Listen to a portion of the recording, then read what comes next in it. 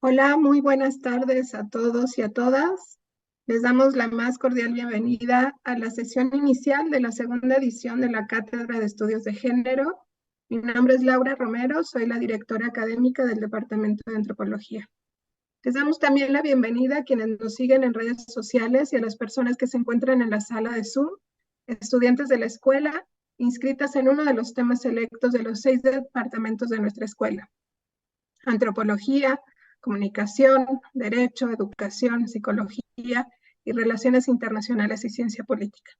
Contamos con estudiantes de las 10 licenciaturas que la conforman: Antropología, Ciencia Política, Comunicación y Producción de Medios, Comunicación y Relaciones Públicas, Derecho, Pedagogía, Psicología Clínica, Psicología Organizacional, Relaciones Internacionales y Relaciones Multiculturales. Durante 14 sesiones compartiremos con el público que nos sigue también por las redes sociales los talleres, conferencias, documentales y conversatorios que llevaremos a cabo de agosto a noviembre de este año.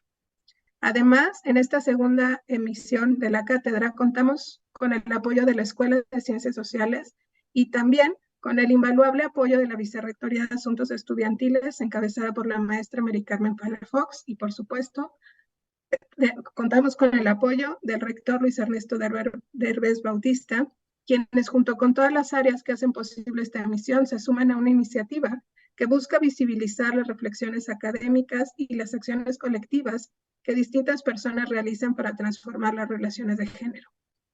En esta segunda emisión, nuestro propósito es crear un espacio dentro de la universidad que fortalezca la transversalización de la perspectiva de género y nos permita comprender la imbricación de las cuestiones de género con el racismo, el lenguaje inclusivo, la violencia digital, la identidad étnica y la violencia en espacios educativos. Así que muchas gracias a todas las personas involucradas en este proyecto. A manera de inauguración, tenemos el día de hoy a la doctora Ana Cristina Aguirre Calleja, directora académica del Departamento de Psicología, quien nos va a presentar la charla Parentescos Raros para Sobrevivir Juntas. Ana es experta en teoría de género, epistemologías y metodologías feministas, performance y acción colectiva. Es doctora en psicología. Durante su estancia en el doctorado tuvo una beca CONACYT, obteniendo un apto cum laude y el premio de extraordinario en el de doctorado de 2012 a 2013.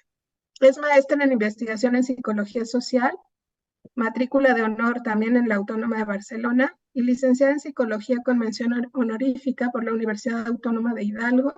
Cuenta también con entrenamiento como hipnóloga clínica ericksoniana. Dentro de su experiencia laboral, trabajó como psicóloga en la Secretaría de Salud del Estado de Hidalgo, como la primera psicóloga a cargo del módulo de salud mental del Centro de Salud de Omitlán de Juárez, Hidalgo, en México. Ha impartido cursos de capacitación al personal sobre pandemia de influenza, desarrollo de un adecuado manejo del paciente, detección de situaciones de violencia, tanto en mujeres como a nivel familiar, análisis de puestos, clima organizacional. Genera un programa de apoyo psicoemocional en comunidades de Puebla, post-sismo, 19 de septiembre, a partir del cual coautora y coordina el libro que da cuenta de esto. Es investigadora del grupo Fractalidades en investigación crítica, en procesos de gubernamentalidad en las democracias liberales contemporáneas del Departamento de Psicología Social de la Autónoma de Barcelona. Es integrante del Sistema Mexicano de Investigación en Psicología y del Seminario en Metodología en Investigación Feminista en Barcelona. Cuenta con diferentes publicaciones internacionales, capítulos de libro, artículos, así como presentaciones en congresos y seminarios tanto en Estados Unidos, Latinoamérica, México y la Unión Europea. Actualmente es directora académica del Departamento de Psicología de la UDLAP y profesora del mismo departamento y del doctorado en Creación y Teorías de la Cultura. Dirige el grupo de investigación en Psicología Crítica y Performance, Psicología UDLAP, y la línea de investigación en interseccionalidades, género, cuerpos y espacios del doctorado en Creación y Teorías de la Cultura de la UDLAP.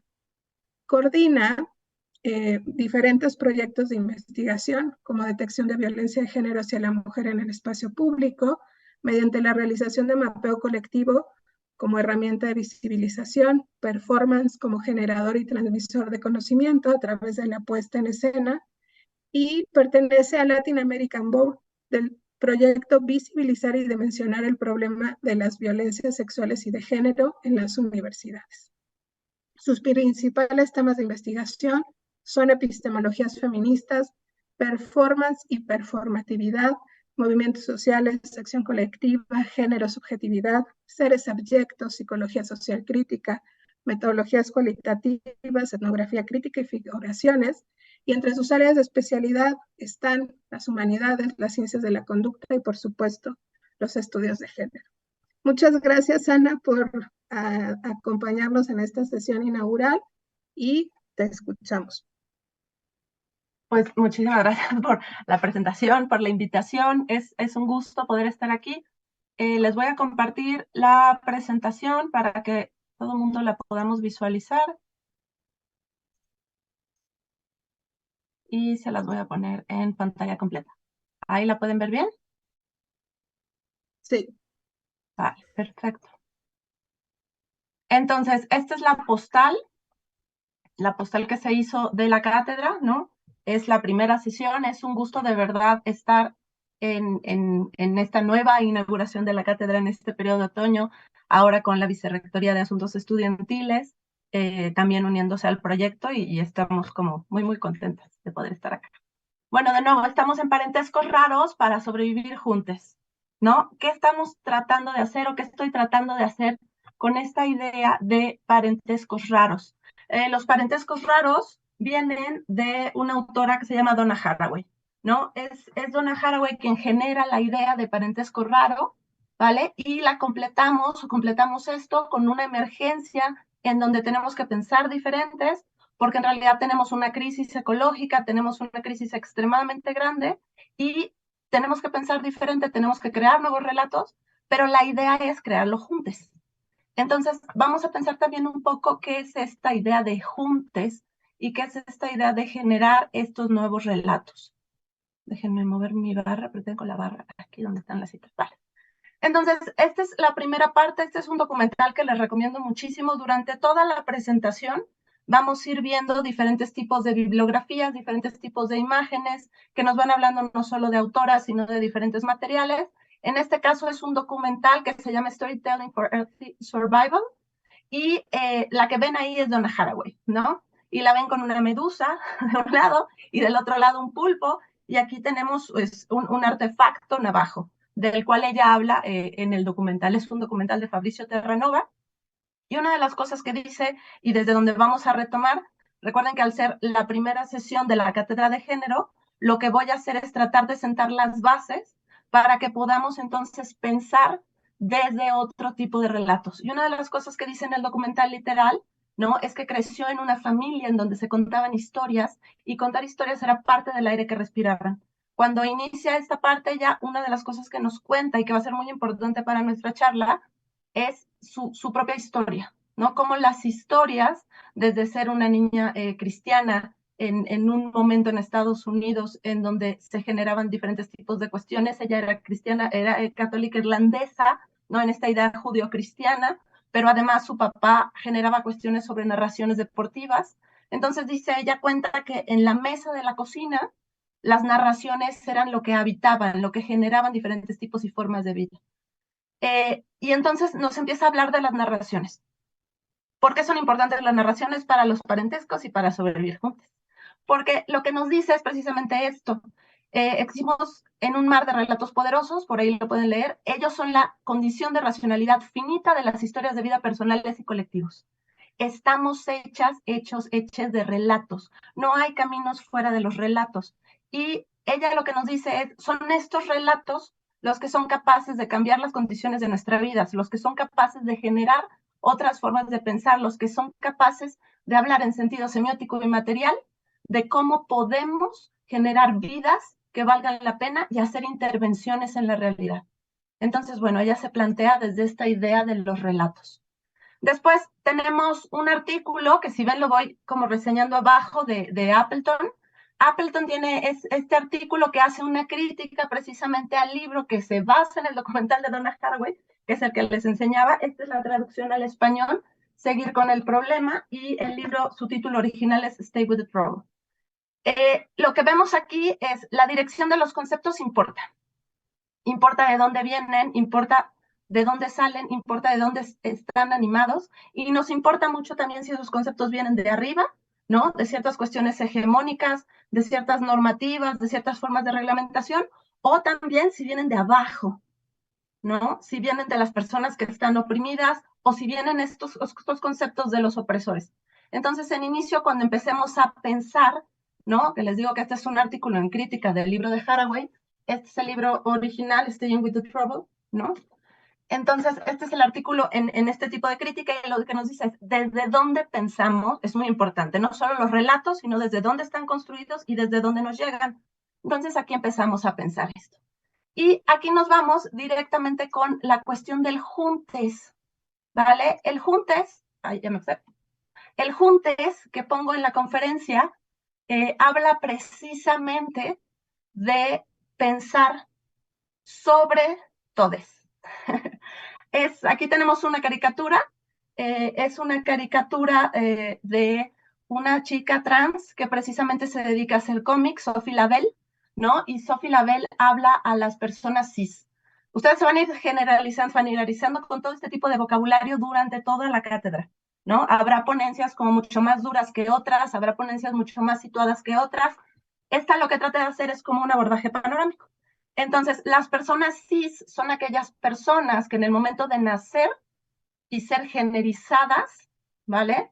El doctor, la persona, algún tipo de tecnología visual determinó a través de ver sus genitales quiénes eran, ¿no? Generalmente puede ser hombre, mujer, o puede ser una persona intersex, ¿no? Si, por ejemplo, en este caso se determina que visualmente tus características son de mujer, y tú cuando creces y te desarrollas, tú te identificas como mujer, te expresas como mujer, ¿no? Entonces estamos hablando de que eres una persona cis porque tienes una concordancia entre lo que fue determinado que eras y cómo tú te presentas socialmente.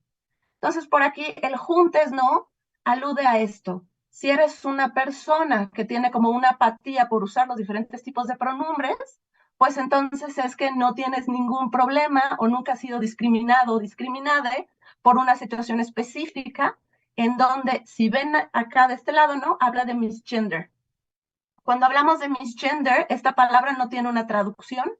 Les estoy sacando esta cita del Harvard Hair Publishing, en donde dice que el misgendering, o el errarte el género, cuando te cambian el pronombre, cuando te dicen de otra forma, ¿vale? Generalmente nosotros nos presentamos, en este caso a mí me presentaron, ¿vale? Pero mis pronombres son ella y ella. Entonces, cuando a ti te presentan o cuando tú le preguntas a alguien cómo le gusta que le digan y cuáles son sus pronombres, esta persona en ese momento tiene la oportunidad de decir quién es. Te puede decir que es él, te puede decir que es ella, te puede decir que es ella. En español tenemos estos tres, en inglés hay muchísimos más, ¿no? Entonces, el misgender es cuando tú le dices ella a él, o ella a ella, o es ella, y tú le tratas de otra forma. Lo que nos dicen también aquí es, yo como psicóloga dentro del departamento de psicología, ¿vale? Cuando nosotros generamos un proceso de misgender y erramos el género en el momento de hablar, o asumimos que alguien tiene un género que no tiene, estamos provocando formas de invalidación de su persona. La persona no se siente vista. Esto pasa a muchas personas sobre bases cotidianas, y esto genera un impacto severo y negativo sobre la salud mental. Esto depende de en qué momento de sus vidas estén, pero muchas veces el misgender como fenómeno se va dando una y otra vez, y es como muy, muy, muy complicado de tratar. Entonces, una idea para esta ponencia precisamente fue hablar de parentescos para sobrevivir juntos, y en inicio no presuponer los pronombres ni de ustedes que están asistiendo a la sesión de Zoom, ni de las personas que están en Facebook Live, ¿no? Pudiendo ver esta conferencia. Y para ello se usa el juntes, ¿no? El Harvard Hair Publishing lo que nos dice precisamente es, cuando tú no sepas el pronombre de alguien, ¿no? Lo que podemos hacer es usar el ellas. Y aquí, por ejemplo, hay toda una guía, ¿no? Por allá abajo está la referencia, que es Egale Pronoun Use Shingai, Y una de las cosas que nos dice son, tenemos una caricatura de Sophie Labelle, ¿no? Que es como súper linda, y de este lado nos van explicando qué hacer. Vamos a verlo un poco más grande, lo que nos interesa, ¿no? Para ser inclusivos y respetuosos con la diversidad de género, se usa un pronombre neutral, ¿vale? Y estos son los pronombres en inglés: set, them, they, theirs. Cuando se refiere a una persona o muchas personas cuyo pronombre tú no sabes y no conoces. Entonces, la idea es, sobre todo en estas sesiones de la cátedra de género, no presuponer los pronombres de nadie. Y precisamente por eso empezamos esta conferencia con un juntes. Bueno, aquí tenemos como varias fuentes. Otra de las fuentes precisamente es del antimanual. Por ahí me decía Laura, ellas van a venir, ellas estarán, será súper interesante, ¿no? Poder participar con ellas, y aquí están citadas. Y nos habla de las diferentes formas de generar lenguajes inclusivos, ya por ahí podrán leer el documento, ¿no? Y una de ellas es el morfema E. Y también hay una parte abajo donde nos dice que en cuestiones académicas las decisiones de aceptar o no el morfema E tienen que ver específicamente con las redacciones de los lugares, con los criterios de las facultades y con los criterios de los institutos que permiten o no la aparición de este tipo de lenguaje. En este caso, una de las cosas con las que contamos también es con las formas de libertad de cátedra. Y bueno, aquí tenemos otra parte, ¿no? El juntos y desde juntes y desde dónde. Y Ahmed nos hablaría de que es una intervención política que se da dentro de la academia, pero no es únicamente una convención, sino es una forma de entrar, de intervenir, es una forma de empezar a dialogar desde un punto de partida diferente, retomando de nuevo a Haraway y hablando del cambio de relatos. También nos dice que omitir estas formas de partida o omitir las diferentes formas en las que se visibiliza el lenguaje y por ende se visibilizan personas de género no conforme, personas no binarias, personas trans o todas aquellas que no caben o no caen, ¿no?, en hombre-mujer, es una forma de violencia simbólica que genera estereotipos, ¿no?, que normaliza y que contribuye a la exclusión. Y entonces, ¿por qué nos posicionamos desde este lugar o por qué me posiciono yo desde este lugar? Porque estamos pegándole a una cosa que se llama el androcentrismo. Y desde Haraway estaríamos hablando del antropocentrismo y del capitalocentrismo. Ahorita vamos más despacio. Aquí tenemos la definición de antropocentrismo y habla de un conjunto de creencias, de planteamientos, prácticas y acciones que consideran a hombres como protagonistas de la historia, en detrimento de contribuciones de mujeres, sujetos feminizados y sujetos otros que no caben en estas categorías, pero que son asociados a lo mejor con algún proceso de feminización, ¿no? Y entonces aquí se habla de la identificación del llamado juntos, ¿no? Por ejemplo, el hombre como medida de todas las cosas y la referencia al juntos en este tipo de sentido. Bueno, y si todavía no les convenzo, quien siempre nos ayuda con todas las controversias en este país es la Suprema Corte de Justicia de la Nación, y esta es la guía para uso del lenguaje inclusivo y no sexista de la Suprema Corte y de la Unidad de Igualdad de Género. Y aquí lo que podemos ver, bueno, acá abajo está el link, ¿no? Luego les paso la presentación, y aquí lo que podemos ver es eso. Los pronombres personales y de uso correcto para la Suprema Corte son ella y él. Y entonces precisamente nos están hablando de que ella es un pronombre no binario o la idea de los pronombres es que cada persona tiene derecho a ser visibilizada y nombrada.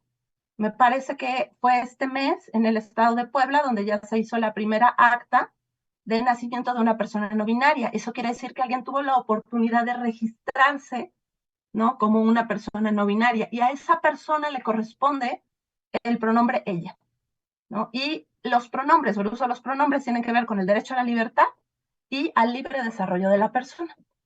Entonces, una de las cuestiones siempre se nos dicen cuestiones de cómo vivir juntes y por qué el juntes, pues si hay muy pocas personas disidentes de género, pues no, ¿no? En México hay más de 4.6 millones de personas que consideran su orientación sexual dentro de la comunidad LGBT+, ¿no? Y dentro de estas identidades, ¿no?, entre 9,000, ¿no?, 908.6 mil personas en estas encuestas, junto con, que son personas trans, con el 38% que se identifican, ¿vale?, como personas trans, el 62.2% como género no binario y género fluido, ¿vale?, usan ya este tipo de pronombre en caso de que así lo deseen.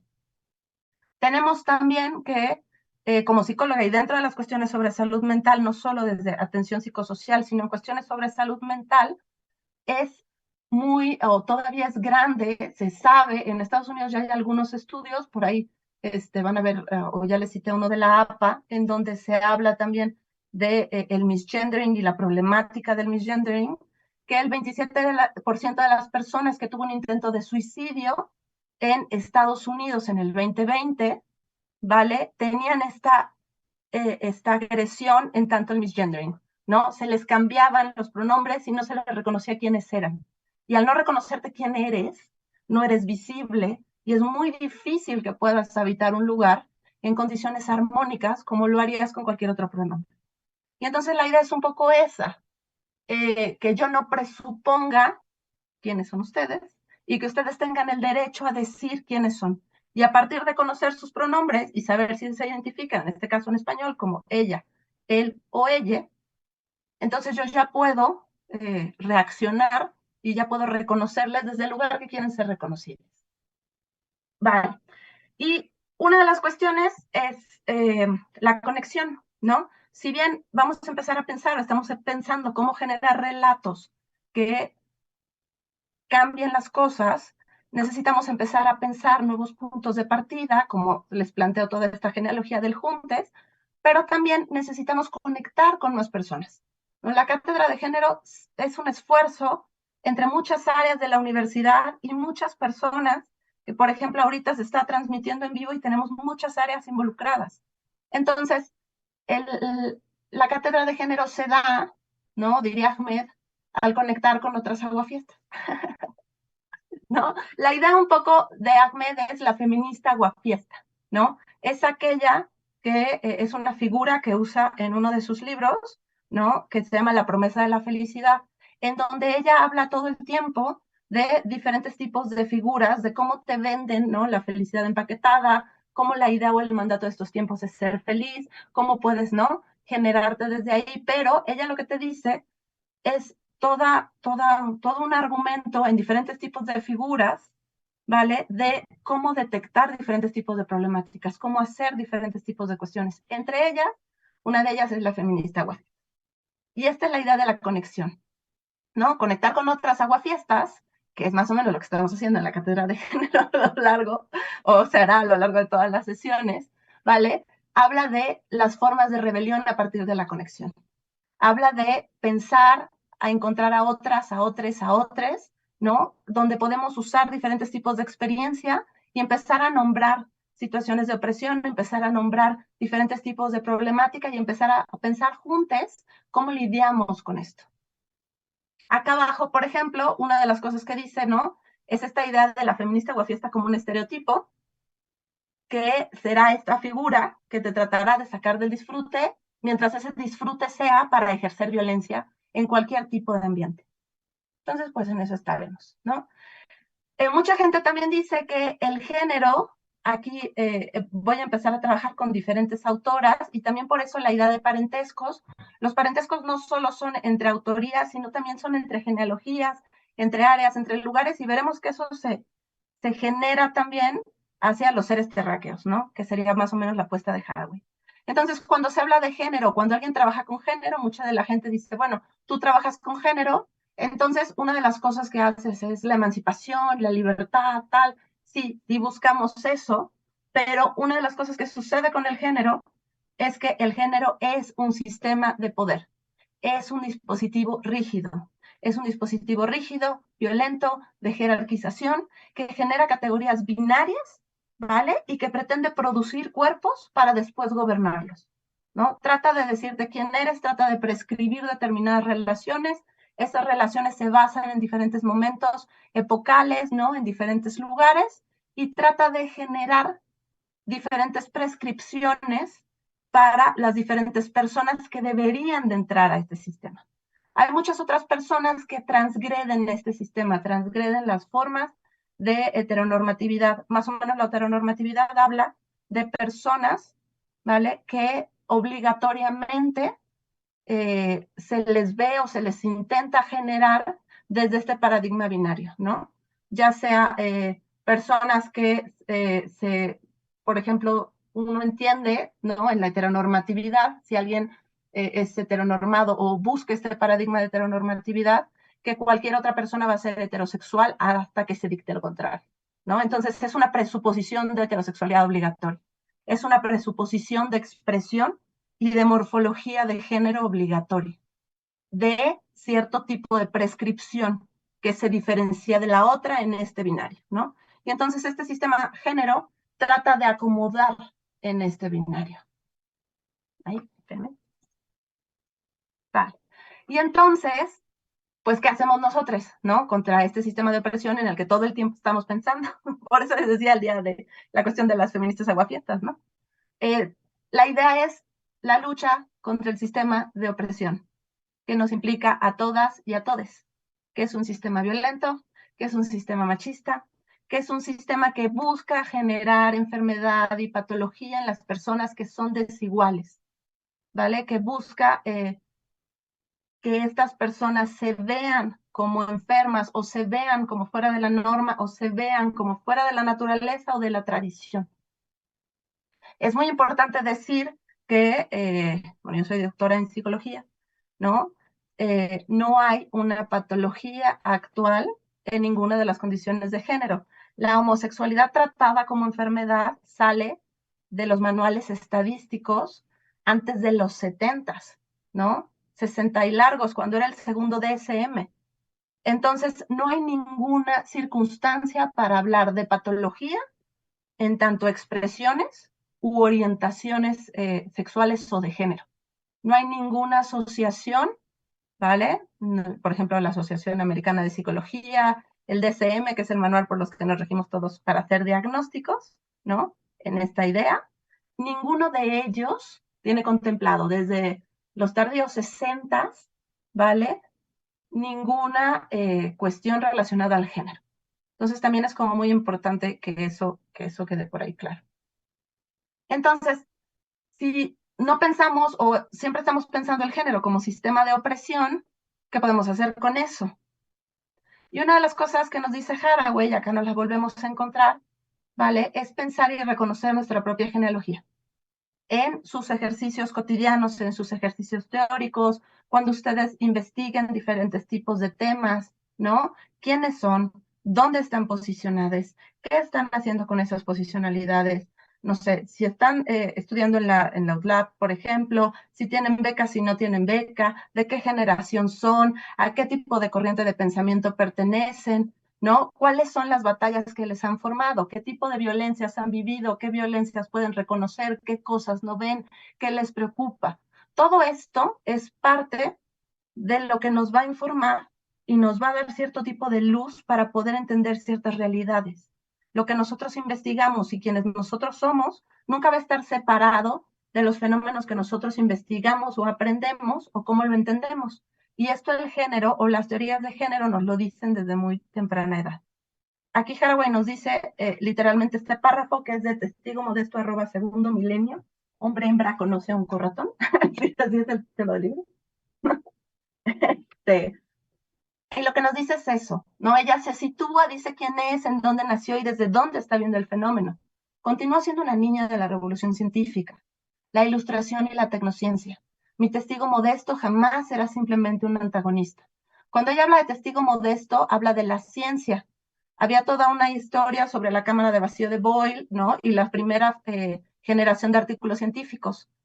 Hay una historia de la cámara de vacío de Boyle, ¿no? Por ahí quien tenga estas materias nos podrá hablar, ¿no? Y entonces Boyle hace una reunión con diferentes personas para que atestiguen ese invento. En el momento que Boyle hace esta reunión para que se atestigue este invento, una de las cosas que hace también, la primera tecnología es la del testigo, la segunda tecnología es escribir lo que sucedió, generar el artículo de lo que sucede, ¿vale? Pero con esta idea de la cámara de vacío y esta idea de Boyle, quien ve el fenómeno y quien la atestigua, Haraway lo llama testigo modesto. Es alguien que no participa y solo dice cómo están los hechos, solo los describe. Entonces ella se sitúa y dice quién es, ¿no? Una niña de la revolución científica, una niña de la ilustración, una niña de la tecnociencia, es decir, dónde vivió, desde dónde vive, ¿no? O dónde parte, desde dónde se posiciona para ver y qué es lo que está viendo. Su testigo modesto, es decir, ella, nunca será simplemente un antagonista, sino más bien es suspicaz, implicada, conocedora, ignorante, preocupada, esperanzada.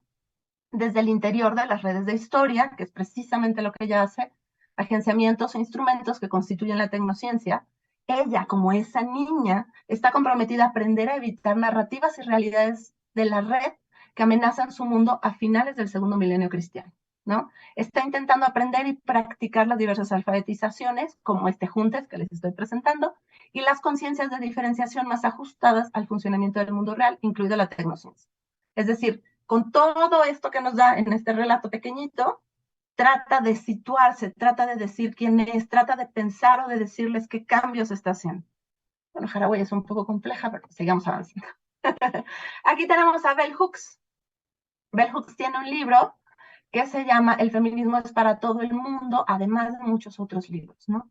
Y una de las cosas que nos presenta Bell Hooks es precisamente la idea de qué es ese feminismo, ¿no? Un movimiento político de masas, aquello que tiene un impacto revolucionario transformador. Les voy presentando algunas teorías feministas en diferentes coordenadas. La gente que estará con ustedes las demás sesiones de la cátedra, entiendo que también se posicionarán. Yo lo que estoy haciendo es como un repaso para que se puedan situar en un universo.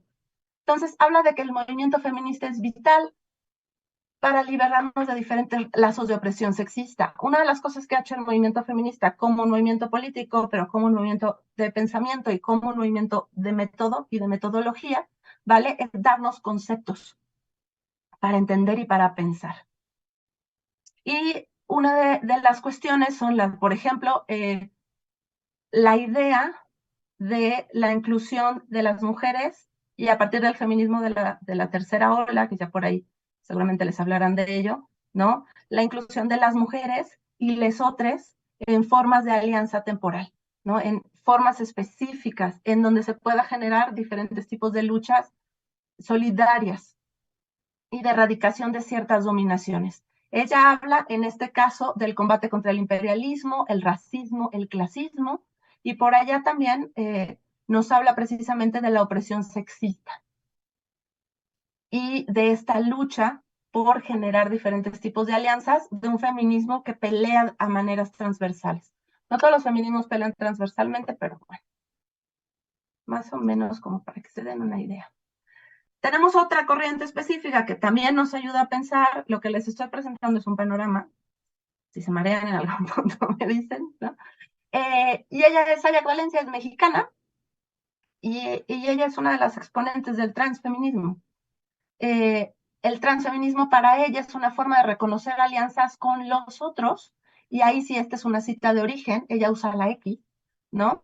Y romper la esencialidad del sujeto mujer. ¿Por qué? ¿Vale? Porque la idea del transfeminismo no es que deshaga a ninguna mujer, sino que a lo largo del tiempo, en los diferentes tipos de feminismo, sobre todo a partir de la tercera ola, se entiende que la mujer es una estructura y es un sujeto estratégico de lucha. No hay una mujer esencial como tal, no hay una mujer que habite en uno, aunque algún libro así lo diga, ¿no? Sino nos basamos más en Simone de Beauvoir, 1949, el segundo sexo, y lo que dice Simone de Beauvoir es la mujer no nace, se hace, y la cita real en francés es no nace, deviene mujer. Entonces, para que tú te conviertas en mujer como institución social humana, aquella que lleva esas prácticas de mujer, que se identifica como tal, que está sujeta a relaciones hombre-mujer y está en este tipo de diada, ¿vale? Necesitas cierto entrenamiento, ciertas formas, necesitas un proceso, Freud diría un proceso civilizatorio, ¿no? Simone de Beauvoir diría, nadie nace mujer. Y entonces, en este sentido, los transfeminismos tratan de romper y de pensar que no hay un sujeto esencial mujer, sino hay prácticas y vivencias antinormativas contra las cuales se posicionan o con las cuales se posicionan contra vivencias asimilacionistas. Es decir, el transfeminismo es una red de personas ¿vale? Que generan diferentes tipos de pensamiento de frontera que no toman a la mujer como sujeto esencial, pero que sí piensan, ¿vale? En las diferentes formas en las que el género va transitando y creando mecanismos de vulnerabilidad. Y entonces cuando se habla de feminismo, entran fenómenos como la migración, los tránsitos de género, el mestizaje, la vulnerabilidad, ¿no? Retoman también la raza, la clase, y tratan de hacer alianzas transversales y emancipatorias. Bueno, vamos por ahí. Más o menos. Adrienne Rich, ¿no? Lo que nos dice es la objetividad, por ejemplo, aquí le pegamos a las formas de hacer, a las formas de pensar, a las formas de entender la ciencia, lo científico.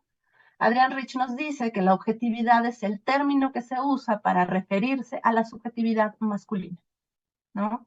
Adrienne Rich es también disidente de género, se posiciona más dentro de la vertiente lésbica y precisamente dice que la idea de objetividad, que es la misma idea del testigo modesto, aquello que se sitúa y observa el fenómeno, ¿no? Que da luz a ese tipo de fenómeno, de cierta manera, que está pensando eso y está alegando al mismo tiempo que no interviene en ello, está alegando al mismo tiempo que su visión es totalmente neutral.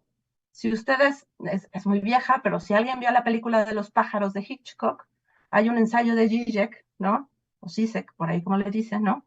Donde habla precisamente de esta idea de cómo se ve, ¿no? Desde esto que en esta película o que en este caso Zizek llamaría el ojo de Dios, que es cuando hay una toma, ¿no? La película es Los pájaros de Hitchcock, no sé si la han visto, es cuando los pájaros atacan un pueblo y andan por ahí tratando de romper todo y de comerse a todo el mundo, ¿no? Estas parvadas de pájaros son vistas por el helicóptero, ¿no? Y hay una toma específica que ve el helicóptero lo ve todo y nadie ve el helicóptero.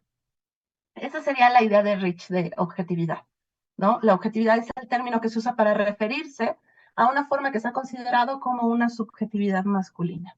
Y entonces aquí tenemos, bueno, sí, entonces la objetividad es una subjetividad masculina. ¿Qué otras formas de entender la realidad de forma científica y situada conocemos? Esta idea del helicóptero no es una forma situada, no es una forma en donde tú estás afuera del fenómeno, lo estás viendo absolutamente todo y lo estás describiendo como si no estuvieras dentro.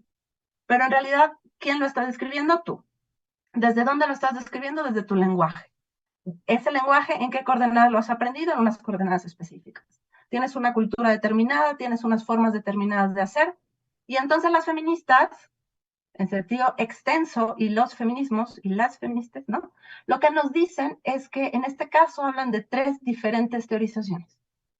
El standpoint, que una de quien inventa la idea del standpoint es precisamente Sandra Harding. Sandra Harding ha estado 2 veces ya en Loud Lab, ¿no?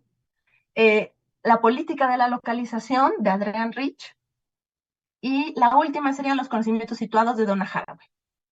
Ambas, ¿no? Tanto el standpoint theory como la idea de conocimientos situados siempre van muy de la mano y por eso pongo a Rich en medio, hacia abajo, porque Rich siempre sirve como una punta de lanza para unir diferentes tipos de conceptos, pero generalmente se refiere a un standpoint, a conocimientos situados, y después hay una parte de estudios culturales que se va con Braidot y que se va a otros lados, que usa muchísimo la idea de política de localización.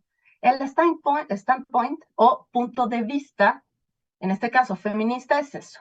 ¿Quién soy? ¿Dónde estoy? ¿Cómo estoy viendo el fenómeno? ¿Y qué estoy entendiendo de él? ¿Vale? Esa sería la idea de standpoint. Yo, como Ana, con el pronombre ella, con un doctorado en psicología social de la Autónoma de Barcelona, siendo de Pachuca, ¿no? Desde el Departamento de Psicología en la UTLAB, cómo estoy entendiendo el fenómeno de la violencia, no sé, en las universidades, de la violencia en México, de la violencia en tal. ¿Por qué? Porque toda esa genealogía me va a dar puntos de entendimiento diferente a otra persona que esté estudiando en otra coordenada, en otro idioma, en otro lugar, en otra forma, o inclusive, ¿no? Los puntos de vista que pueda tener mi hermana con la misma educación, la misma casa, el mismo lugar, van a diferir de acuerdo a los caminos que hayamos tomado. Entonces, cuando se genera el standpoint theory, es porque tú estás denunciando quién eres y dónde estás. ¿Vale?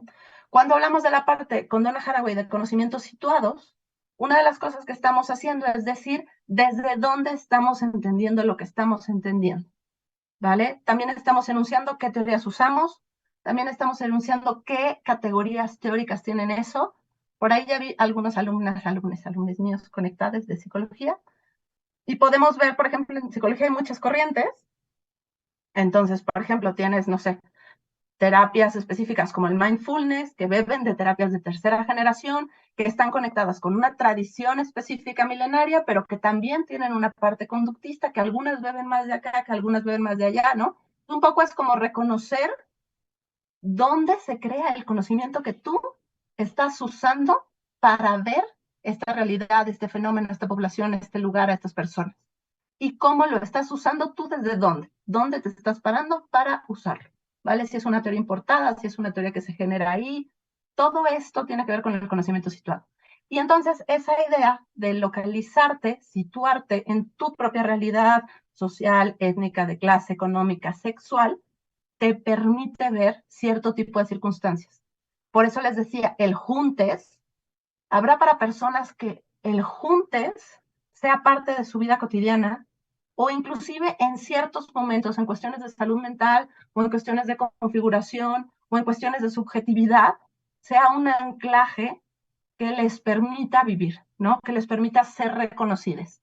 Pero habrá personas que nunca habrán tenido o que nunca habrán visto o sufrido de cierto tipo de violencia, por ejemplo, transfoba o algún tipo de discriminación de género, que no verán la necesidad del juntes, ¿no?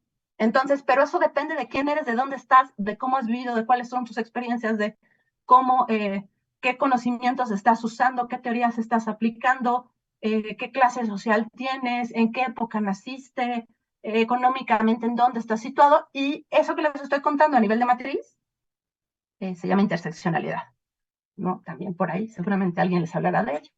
Entonces, aquí lo que nos habla es que la objetividad no es la objetividad como nos las han enseñado, ¿no? Esta idea del helicóptero que lo ve todo, sino es una idea de una objetividad fuerte, ¿vale? No entendemos la objetividad como algo que lo puede ver todo, porque es imposible que yo lo pueda describir todo. Habrá cuestiones que por mi clase social, mi edad, mi condición de género pueda ver, y habrá cosas que no pueda ver. Entonces, por eso, aquí se habla de objetividad fuerte. Este es un concepto que ha anclado con estas tres autoras, con Braque, con Puig de la Bella Casa y con Araiza, ¿no? En donde nos habla del posicionamiento de la objetividad fuerte, que es lo que se busca en la teoría y en los estudios de género, que requiere tanto objetos como sujetos de conocimiento también que se coloquen en el mismo plano. Por ejemplo, si en este momento se me acabara la batería, todo se apagaría y yo saldría de su plano de realidad, tendría que entrar Laura, entraría el equipo de Tebut Lab, generarían diferentes tipos de artefactos, ¿vale? Para palear eso. Es decir, no solo estamos actuando las personas, ciertos sistemas de pensamiento, sino hay materialidad que nos permite conectarnos, desconectarnos y generar cierto tipo de formas. Y esto entra a nivel simétrico en los diferentes estudios. Y bueno, pensando como en una parte grande o en una parte extendida o en un panorama, esto habla de epistemología feminista, que es precisamente aquello que aglutina las investigaciones, los diálogos, las filosofías, que empiezan a pensar desde problemas clásicos, ¿no? Como la racionalidad, la evidencia, la objetividad, el sujeto cognoscente, ¿no? Que el que usaba Descartes, la idea de cognoscere, aquel que conoce, ¿no? Cogito ergo sum, ¿no? El realismo, la verdad, y al mismo tiempo utilizan esta categoría para empezar a pensar una nueva forma de encarnar los temas. No queremos no hacer conocimiento científico, queremos hacer objetividad fuerte. No queremos ser objetivas, sino queremos generar conocimiento situado. Y es una forma diferente para cambiar el relato y para tomar en cuenta coordenadas que antes no se están viendo. Entonces, de ella ya les había hablado, de este lado, ¿no? Bueno, no sé si están viendo de este lado o del otro lado, pero está Simone de Beauvoir. Esta es una de las ediciones, la edición del segundo sexo, 1949, y precisamente aquí nos dice Rosy Braidotti, que anda por allá en Holanda, ¿no? Que los sistemas de género, la primera vez que se piensa en la idea del género, es desde Simone de Beauvoir en la cátedra de la Sorbona, ¿no? Por ahí si alguien sabe la historia, ¿no? Simone de Beauvoir gana la cátedra de la Sorbona mucho antes que Sartre, ¿vale? ¿Por qué lo relaciono? Pues porque hay como, eran compañeros teóricos en este sentido, bueno, en varios sentidos, pero no, eran compañeros teóricos. Y entonces ella precisamente dice esto, ¿no? La mujer no se hace, la mujer deviene. Y en este libro, en 1949 en Francia, que recibe críticas enormes y terribles, por ahí hay un documental, si les interesa, les paso el link, ¿vale? Ella empieza a hablar de asuntos lo que antes se consideraría mundanos. Empieza a hablar de menstruación, empieza a hablar de trabajadoras sexuales, empieza a hablar de trabajo doméstico, empieza a hablar de abortos, empieza a hablar de diferentes tipos de temas que para la filosofía o ciertos momentos filosóficos, ¿no? No eran temas. Y entonces aquí en el segundo sexo se empieza a hablar y se hace una crítica de los sistemas modernos de conocimiento. ¿Okay? Vale. Aquí tenemos una antropóloga, ¿no? Ella es Gail Rubin y habla del sistema sexogénero. Es otro de los conceptos que les van a dar luz y que son conceptos muy básicos, que son muy importantes que tengan. Es decir, cuando llegan a clases de género conmigo, es como, ¿y qué es el género? ¿Y qué es el sexo? Y parece que tienen todo muy claro, pero no está tan claro. Gail Rubin tiene un excelente artículo que se llama, ahí se me fue el nombre, Tráfico de Mujeres, ¿vale? Es del 75, está traducido al español, hace una argumentación y hace un recorrido por la historia política, pasa por Marx, pasa por Engels, pasa por el origen de la familia, ¿no? Pasa por un montón de lugares, pero en todo esto lo que va hablando es de cómo se van pensando los sistemas sexogenéricos. Es decir, para ella no existe el sexo por acá y el género por acá, sino lo que dice es que hay un sistema que a partir de que en una sociedad, en una época, en un contexto muy específico, se te sexualiza a ti o se te ve en el momento de que naces, bueno, esto ya es más teoría queer, ya diría como cuestiones biológicas por el 75, pero acá lo retomamos desde Preciado en cuestiones de teoría queer, ¿no? En el momento en que visualmente se te designa hacia hombre o hacia mujer, por ejemplo, o como una persona intersex, ¿no? Hay un sistema que es el género que entra a decirles a todo mundo y a ti qué funciones vas a tener, qué disposiciones sociales tienen esa sociedad para personas que han sido designadas como tú. Y entonces este sistema sexogénero es la confusión que generan socialmente a partir de una asignación visual en cuestiones de sexualidad sobre lo que esa persona hará en el mundo a partir de roles. Y parece que de repente, ¿no? Un muy buen concepto es este, porque de repente naces de una forma y ya estás destinado, destinada o destinada a hacer cierto tipo de cuestión.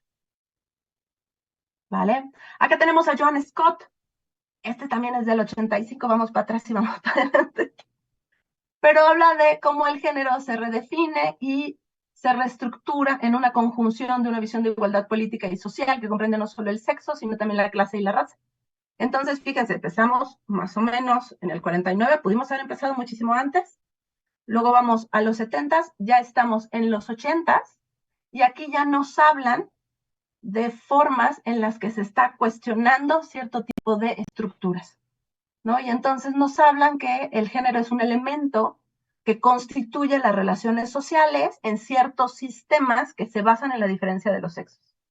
El género es uno de los significantes primarios de poder y tiene símbolos culturales que evocan representaciones, tiene conceptos normativos, ¿no? No solo se constituye a través del parentesco, eso es muy importante, sino que genera una economía y una política. Es decir, una economía, una forma de administración de las relaciones y una política a partir de pensar, ¿vale? ¿Qué tipo de decisiones, qué tipo de formas, qué tipo de modos tomarán esa gestión de las relaciones? Y entonces esto parece que crea formas de identidad subjetiva. Así que se los paso así como más tranquilamente. Luego Harding en el 93, que ya la vimos anteriormente, ¿no? Estaba Harding, estaba Rich y estaba Haraway, ¿no? Nos dice que el género está constituido para ella por 3 fases, simbolismos de género, estructuras de género y géneros entendidos como individuales. Acá tenemos a Braidotti, que nos habla precisamente de, ella está muy situada en la política, en esta política de las localizaciones de Rich, y nos dice que prestar atención al género lleva a poner renovado énfasis en la estructura situada, en lo local y en el conocimiento. Entonces, si se van fijando, vamos juntando elementos, vamos pensando en muchos elementos en los cuales el género, de los cuales el género va hablando, ¿no? Que uno no pueda hablar en nombre de la humanidad en su conjunto, que la posición intelectual o académica no pueda pretender representar valores universales, sino más bien valores extremadamente específicos. Y reconocer cuáles son esos, ¿no? De clase, de raza, de edad, ¿no? Cuestiones sobre sexo.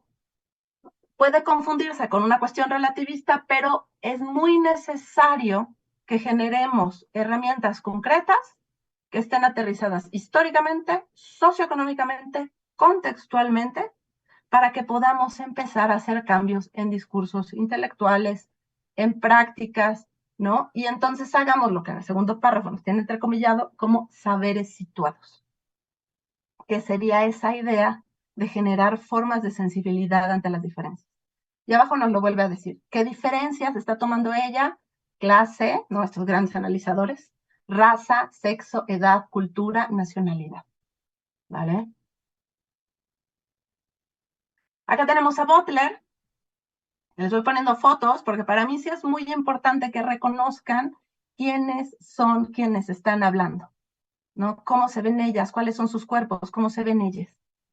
Y entonces aquí nos dice que hay que descentrar los saberes y las normas por las que nos regimos. Y entonces tiene una forma muy interesante de descentrar la idea de género, descentrar la idea de sexualidad. Para ella el género y la sexualidad son más o menos lo mismo porque funcionan igual, ¿no? Y lo que nos dice es, hay tantos géneros como cuerpos. Entonces, para ella el binario desde que existió hace mucho, no solamente tenemos hombres, no solamente tenemos mujeres, no solamente tenemos personas intersex, no solamente tenemos personas no binarias, ¿no? Ya mezclando cuestiones de expresión, de identidad, de orientación, sino tenemos tantos géneros como cuerpos diferentes hay en el mundo. El sexo no funciona como norma, sino que produce los cuerpos que intenta gobernar. El sexo es una metáfora, ¿no? En el momento que a ti te generan un paradigma, entonces te dicen que eres, y en el momento de que te dicen que eres, tú empiezas socialmente a caminar en cierto tipo de vertientes. Y si no, vayan a una juguetería. En mi época era el pasillo rosa, el azul, el gris como de las construcciones, y adelante estaban los Furbies, que eran así como de tocho morocho, ¿no? Que ahí estaba, y ahí llegabas, y era como lo que comprabas al final. Entonces, fíjense que habla de cierto tipo de obligatoriedad, cierto tipo de materialización. Nuestros cuerpos no son así de fábrica, nosotros no nacemos o nacemos en formas generizadas como tal, ¿no? En cuestiones de prácticas, en cuestiones de expresión, sino se van materializando cada vez que nosotros repetimos cierto tipo de rituales. Siéntate bien, no te sientes así, siéntate con las piernas de tal forma, una niña no se siente así, un niño no se siente así, tienes que hacer más o menos esto, y entonces el cuerpo se va moldeando por formas y tipos de repetición. Y de bueno, tenemos a Ahmed, que ella es la de las feministas aguafiestas, ¿no? Aquí se la dejo. Ella tiene un libro súper interesante que se llama Living a Feminist Life, Vivir una vida feminista. Tiene algunas otras obras como esta idea de la promesa de la felicidad. Tiene una cuestión sobre metodología queer, que bueno, ya la verán también en la cátedra. Y por último quería mostrarles, ya a ver si no anden mareados todos, ¿no? En esta idea de parentescos raros, pues, ¿quiénes son los otros, no? Y entonces una de las cosas es como regresar a cómo construir relatos diferentes, cómo construir formas diferentes de pensar, de presentarnos, de hacer, ¿no? De vivir en relación con los otros. Y esta es una parte del Storytelling for Earthly Survival.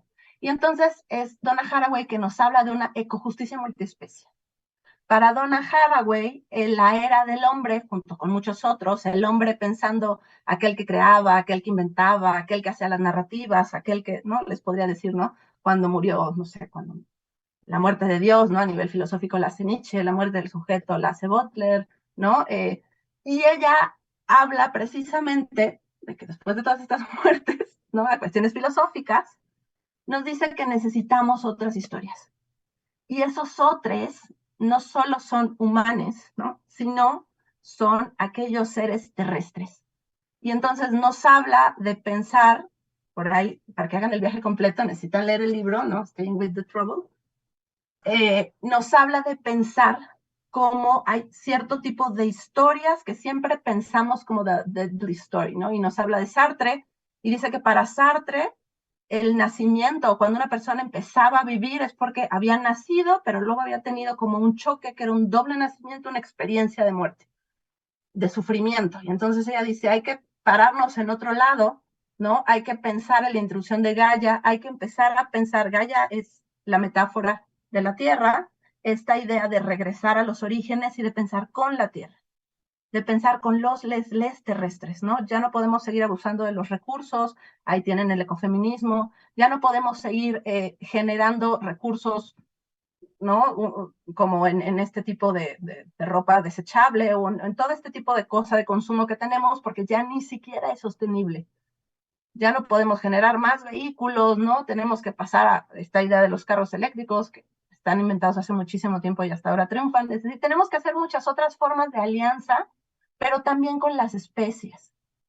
Ella habla de corales, ella es bióloga, habla de corales, habla de medusas, habla de diferentes tipos de bichos terrestres, y lo que nos dice es, la Tierra está en juego, tenemos que cambiar la historia, tenemos que pensarnos entre esos seres terrestres, y luego hay una parte muy presentista, ¿no? Bueno, hay una parte donde dice, the good thinking always happens at the moment of speechless.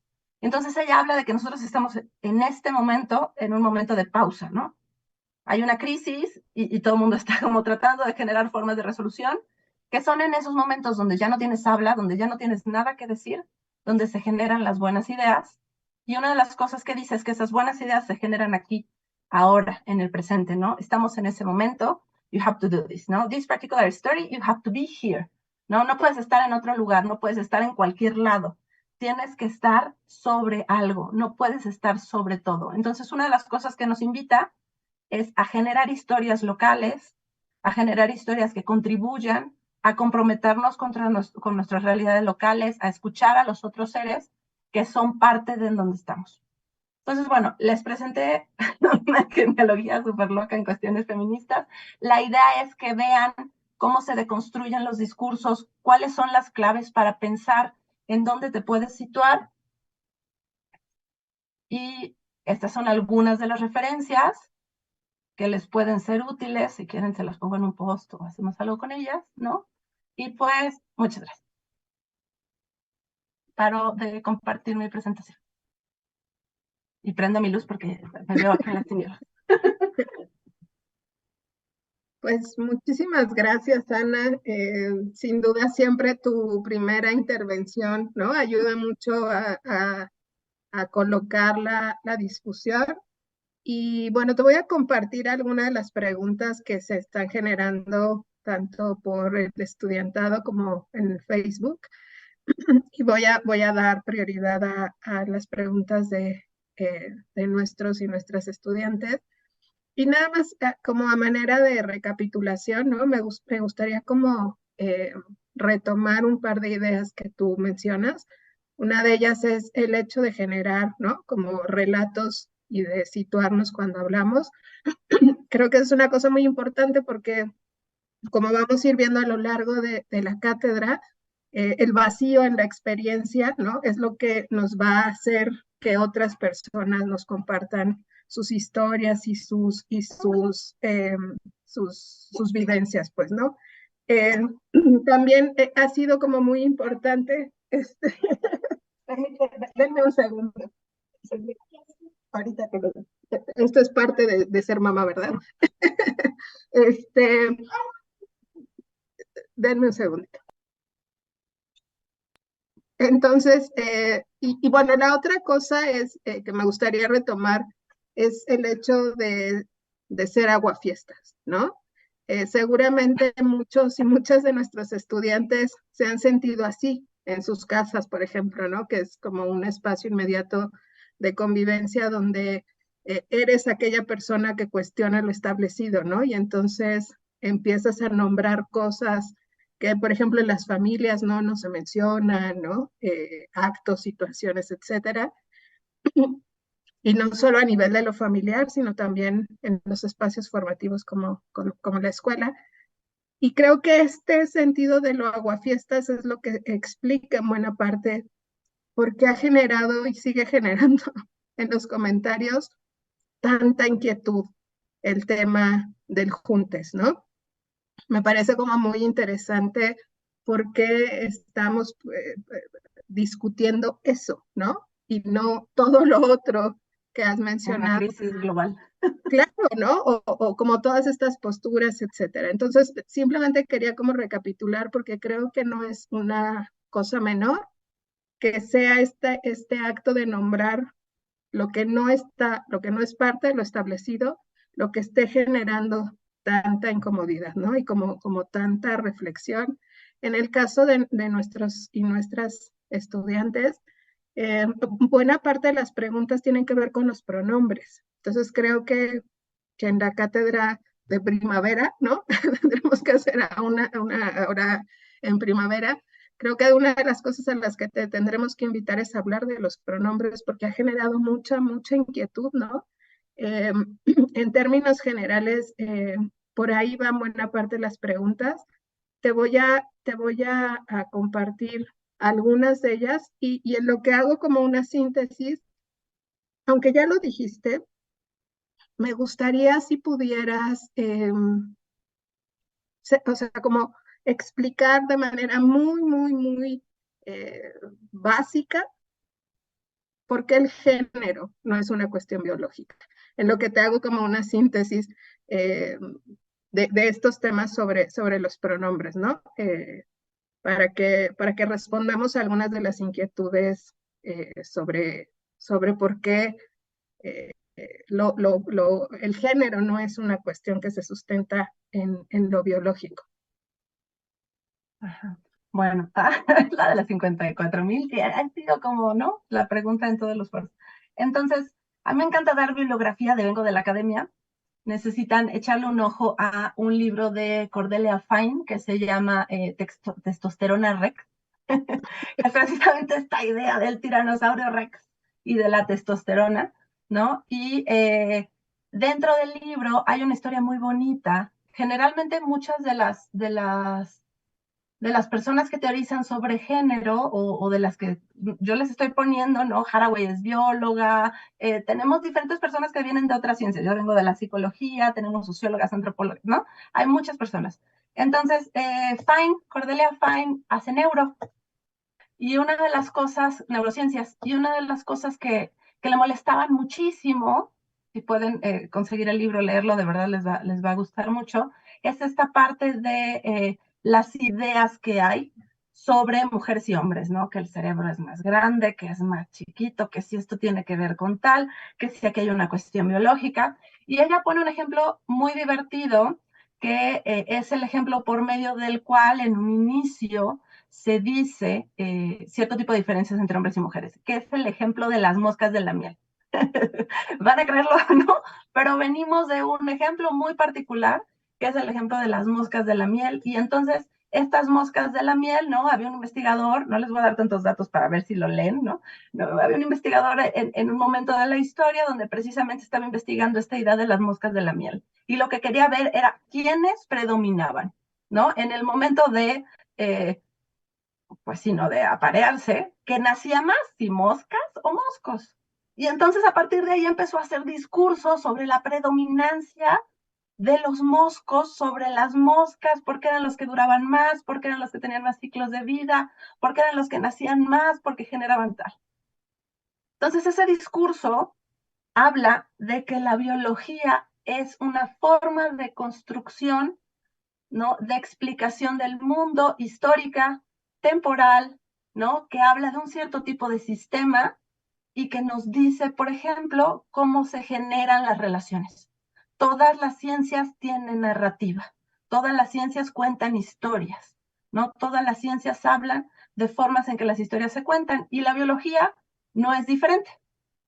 Una de las cosas que sucede con este experimento de las moscas, que sienta cierto tipo de bases lingüísticas en donde se habla de la fortaleza del macho, de la resiliencia del macho, de la debilidad de las hembras, se ve tiempo después retada por otras científicos o científicas que dicen esto no es así. Y entonces hay discursos que se quedan encajonados a lo largo de la historia que van dando cuenta precisamente de la construcción de cierto tipo de sistema de relaciones y cómo son unos y cómo son otros o otras. Entonces, en este sentido, lo biológico no tiene nada que ver, ¿no? Ustedes no se ven visualmente quiénes son, nadie ve los órganos genitales de la otra persona, pero tú le tratas como si perteneciese a un grupo determinado que tiene cierto tipo de órganos. Entonces, si se fijan, nuestras relaciones cotidianas generizadas se basan en nuestra expresión de género, no en el tipo de órganos que alguien pueda tener. No sé si eso ayuda. Y creo que tiene mucho que ver con la asignación del sexo cuando nace una persona, ¿no? Que no es un sacerdote o un chamán el que determina el sexo, sino es un médico, ¿no? Es una tecnología visual con una interpretación específica que se crea en un punto de la historia, ¿no? Y que en ese punto de la historia hemos sido divididos en dos. Pudimos haber sido divididos en 3, en 4, en 5, ¿no? Hay culturas que tienen 5 géneros. Bueno, nosotros escogimos 2, y se occidentalizó, tuvimos un montón de conquistas, fuimos colonizados, ¿no? Y entonces quedamos en 2. Ok, bueno, ya hice como un ejercicio de síntesis, ¿no? Y sigue siendo muy permanente el tema del lenguaje inclusivo. Y qué bueno que mencionaste a las colegas del Centro de Investigaciones y Estudio de Género, porque van a estar con la cátedra, con un conversatorio, porque ellas tienen un antimanual, ¿no? Porque el lenguaje inclusivo es tan importante, ¿no? Que se requiere hablar de él porque irrumpe, ¿no? Y hay dos cosas, Ana, que están preguntando con mucha frecuencia. El primero de ellos es, ¿cuál es tu opinión respecto a enseñar el lenguaje inclusivo a los y las niñas, ¿no? O sea, ¿qué piensas tú de hablarles de esto a las personas que se están integrando a la sociedad? Incluso hay una pregunta muy específica. ¿Qué piensas que una profesora de preescolar use el lenguaje inclusivo? A mí me encantaría. Sería fan. Ahí sí, por favor. ¿Por qué? Porque una de las cosas que vemos y que se puede ver es que en la niñez las personas empiezan a formar o a pensar quiénes son. Entonces, más o menos entre los 4, los 6, ellos ya saben quiénes son, ¿no? Y ya saben también si tienen una expresión de género femenina, masculina, si todavía no se definen, si esa expresión de género corresponde con la forma en la que fueron generizados, ¿no? Hacia hombre, hacia mujer, si esa expresión de género corresponde con lo que en su casa les permitirían o no hacer. Y entonces, por ejemplo, no necesariamente grandes transgresiones, ¿no? Por ejemplo, en lugar de decir el día del niño, se puede decir la niñez, ¿no? Así como, yeah, todo es, ¿no? Y tratar de presuponer que alguien es algo o que hay un determinado juego para niños o para niñas en este tipo de sesgo binario, lo que hace en determinación es sesgar sus habilidades. Entonces, cuando se habla de lenguaje inclusivo, hay como muchos, como ideas de padres de familia en rollo de determinadas asociaciones que piensan que se habla de sexualidad y en realidad nunca se habla de sexualidad, se habla de expresiones de género. Entonces, si los niños quieren bailar y si las niñas quieren bailar y si hay niñes, pues está bien, ¿no? La cuestión es que se permita la existencia de las personas, como estas personas están aprendiendo a existir, que se valide su existencia, que se les permita ser. Si alguien de pequeño, de pequeña, de pequeña, se le dice, tú no eres eso, eres aquello, y a lo mejor hay algunos pares que se dan cuenta, puede empezar a tener diferentes tipos de violencia, puede empezar a pensar que las manifestaciones o en lo que es bueno, buena, no son correctas, y yo no sé, muchas de nuestras mentes brillantes son personas de géneros disconformes, que pudieron haber vivido más felices, más plenas y haberse desarrollado mejor, ¿no? Si nadie les hubiera dicho qué papel tenían que jugar. Y entonces ahí entra la idea del sistema de sexo-género de Gayle Rubin, ¿no? Como tratar de desarmar esto que está tan armado de tú debes hacer esto y tratar de darles cabida. Yo tengo una peque y siempre la idea, ella se identifica como peque y siempre la idea es el día del niño y de la niña, ¿no? Porque si no, no existe. Y entonces en esta parte de niñez, pues habrá quien no se identifique ni como niño ni como niña. Y desde el inicio habrá que visibilizarle, habrá que respetarle y habrá que cuidar esa vida como una vida potencial, como una vida valiosa, que seguramente hará grandes cosas, pero no en una coordenada que a lo mejor, pues en una coordenada donde no pueda vivir. Y ahí van las cuestiones sobre salud mental.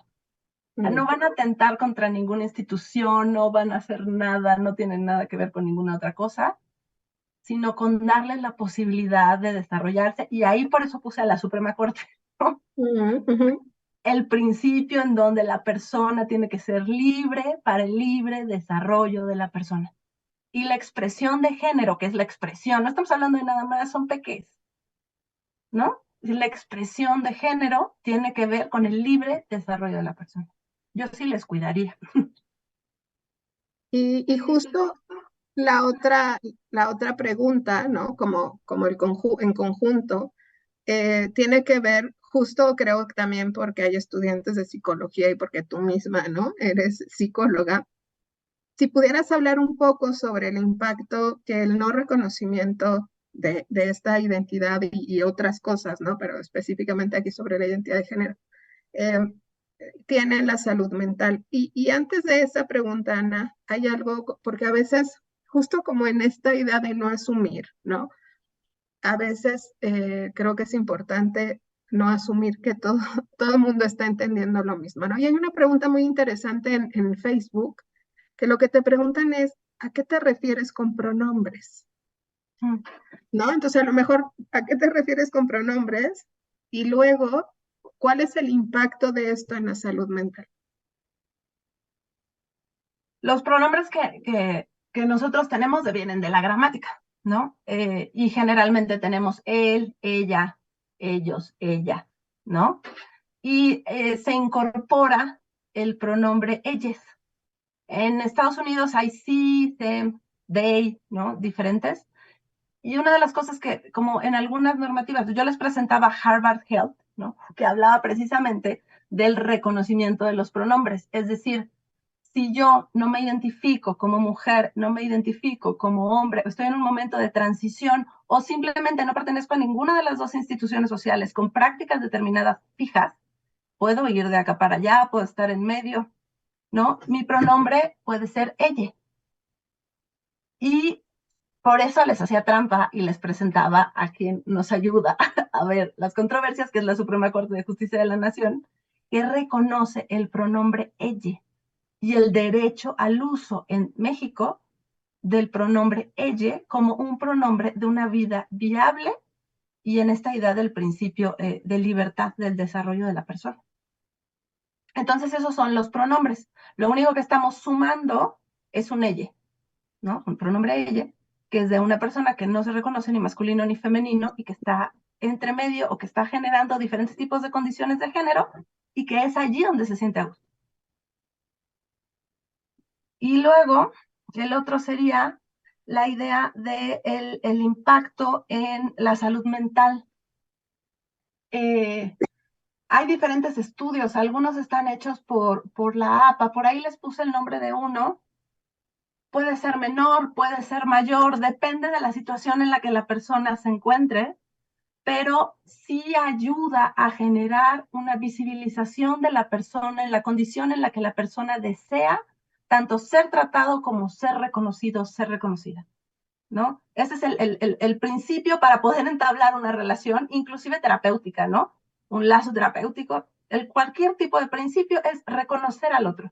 Solo tenemos una estructura, ¿no? Así como ancestral, que no reconoce al otro, ¿no? Que es un proceso de psicosis, en donde hablas tú como en un espejo y nunca hay un otro, no hay ningún otro, no le hablas a nadie, ¿no? Hay como espejeos, puede haber cierto tipo de daño, puede haber cierto tipo de cuestión a otras personas, seres, animales, etcétera, sin que haya como un tipo de conciencia al respecto. Bueno, esto tiene que discutirse, tiene que hacerse mucho más grande, no es tan fácil, no es tan straightforward, ¿no?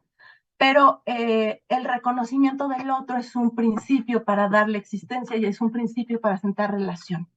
Entonces yo sí recomendaría que las relaciones sanas se sentaran en el principio de reconocimiento de una persona, como esa persona desea ser reconocida, reconocida y reconocida. Y entonces por eso la idea, y por eso les presentaba la palabra misgender. El misgender, pues no pasa nada. Si te equivocas, le dices, oye, perdón, me equivoqué, va de regreso.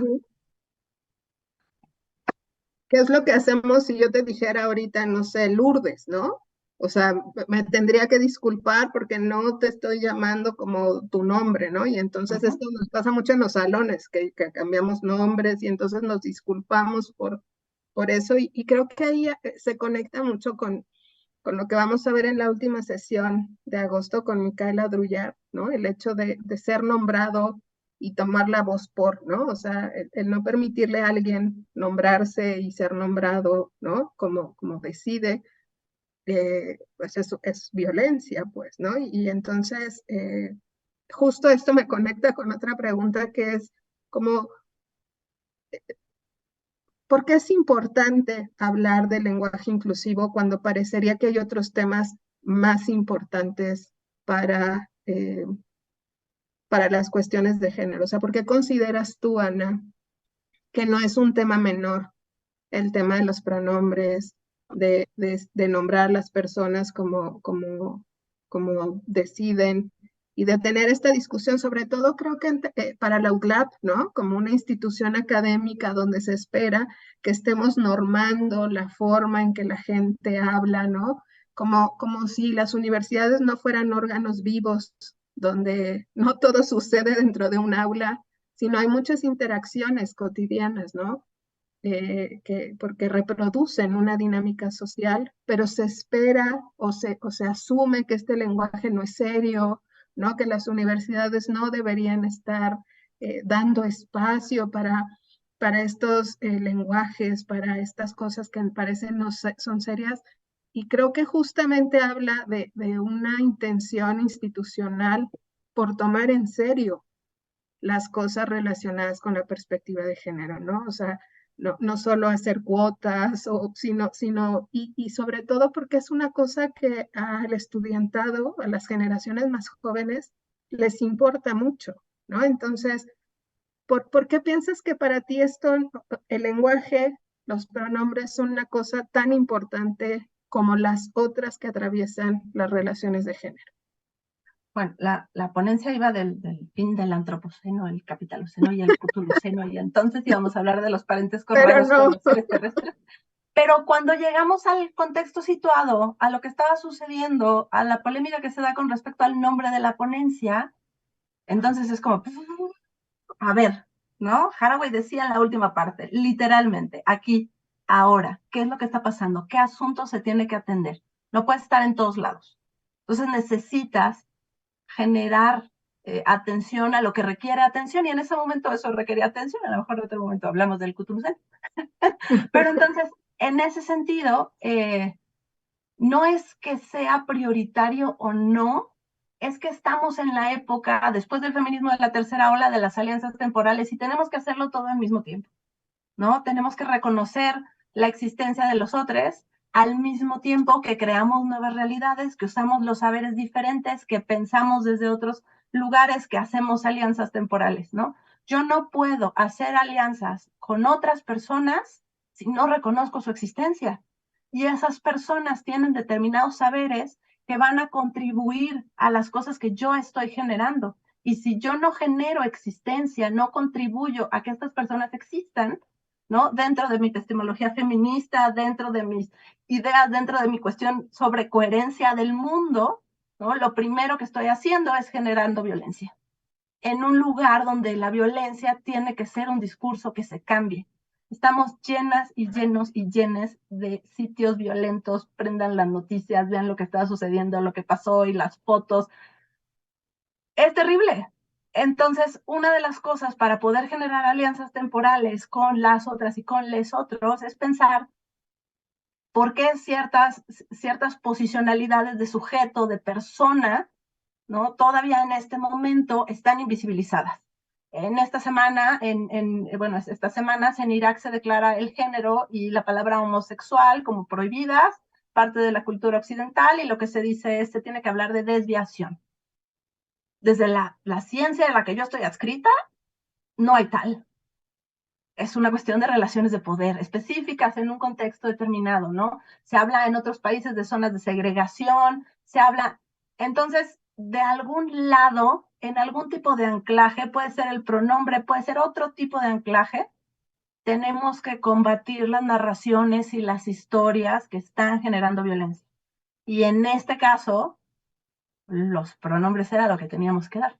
Pero es parte de la lucha en general, no es solo esa la vertiente, sino esa es una vertiente que visibiliza, inclusive visibiliza condiciones de clase, visibiliza cuestiones de generación, visibiliza grupo social, visibiliza ideologías, visibiliza creencias, ¿no? Es como, ¿por qué estás reaccionando así ante una palabra que ni te quita ni te da? En caso de que no estés adscrito a ningún grupo y no conozcas a nadie, ¿no? Y estés como en una montaña. Mejor tratemos de generar existencia. Y justo creo que eso es importante, porque entonces pareciera que sí quita, ¿no? Porque entonces, o sea, claro, lo que te quita es un espacio de privilegio donde tú puedes nombrar y lo que reclama ser nombrado, entonces genera acciones de inconformidad, de molestia, etcétera. Hay dos preguntas que son como las últimas que te voy a hacer. Una tiene que ver con una cosa que hemos escuchado mucho seguramente y es como una especie de reclamo de ¿realmente quieren ser inclusivos? Aprendan lengua de señas, ¿no? O sea, la pregunta que te hacen es, ¿qué le respondes a alguien que te dice poner una E no es inclusivo, aprende lengua de señas? Pues estoy en ello. O sea, sé decir árbol, ¿no? Bonita, ¿no? Hola, ¿cómo estás? ¿No? O sea, voy poco a poco. Y claro, el lenguaje de señas está muy disfrazado, entonces tiene el lenguaje de señas mexicano, no nada más hay una variación. Ahí voy, ahí voy. Estoy en ello. Pero es justo como si las luchas estuvieran jerarquizadas también, ¿no? O sea, es mucho lo que le reclaman, por ejemplo, a la gente que está preocupada por los perros Ajá. callejeros, ¿no? Y O si sea, por eso la idea como de la salida del capitaloceno es precisamente no especista. Por eso hablamos de otros terrestres, ¿no? Porque son animales de compañía, pero aquellos que acompañan tu vida en el planeta, porque tú les acompañas también. Y en esta cuestión, pues está toda, en esta cuestión del lenguaje asignado, está toda la cuestión por ejemplo, de la teoría CRIP, ¿no? Que habla también de ciertos paradigmas en donde la cuestión de género también cruza y también ambas, ¿no? La idea del capacitismo y la cuestión de género se van tejiendo juntas. Y está bien interesante, entonces, pues hay que entrarle. y justo como si esa situación, por ejemplo, pienso, la situación de las otras especies estuviera desconectada de una violencia estructural, ¿no? O sea, si hay perros en la calle comiendo basura, ¿no? Atropellados, es porque en la escala, ¿no? De las desventajas, pues les toca una de las peores partes. Entonces, a veces pensamos que no tiene nada que ver una cosa con otra y te mandan a salvar niños, ¿no? Porque los niños son más importantes que los perros, y entonces jerarquizamos las luchas como si en este mundo no hubiera para todes, ¿no? Entonces, Y es como esta parte donde de nuevo es el modelo humano, ¿no? Es el humano, en el antropoceno, en el capitaloceno, quien cuenta la historia, y esa historia no nos sirve, esa historia ya colapsó. O sea, tenemos que hacer alianzas con otras especies, tenemos que hacer diferentes tipos de relatos, tenemos que posicionarnos diferentes, porque si no vamos a ir al inminente clash. O estamos yendo a esa gente. Y bueno, porque, perdón, perdón, no, sí, o sea, sigue. porque son otras especies las que nos avisan también qué está sucediendo, ¿no? Cuando se calienta el mar, cuando los corales empiezan a reaccionar, cuando hay una forma específica en donde son otras especies las que están haciendo cosas que nosotros no estamos viendo, precisamente por centrarnos en un paradigma solamente humano. Aunque las relaciones también son importantes, por eso la idea de los pronombres. Ay, no.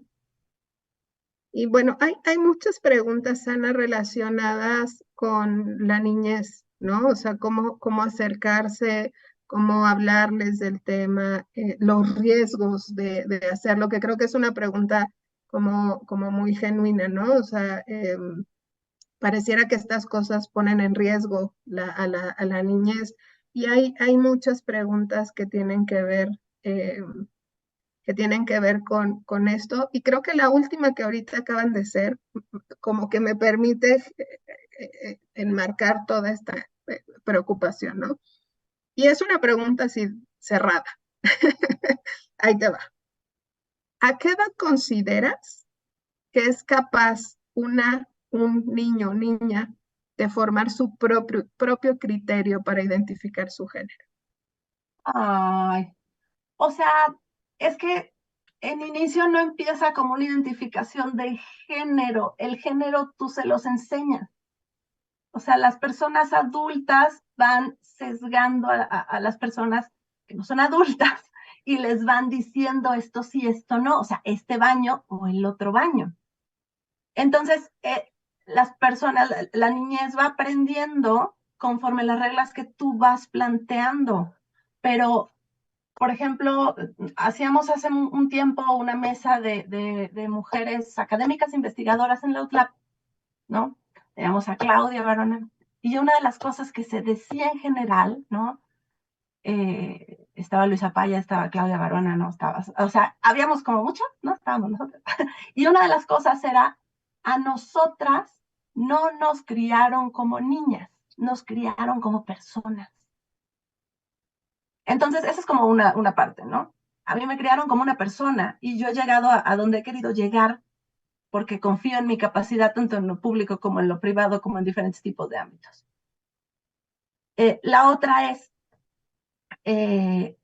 las niñas, los niños te van contando quiénes son de acuerdo a lo que les va gustando.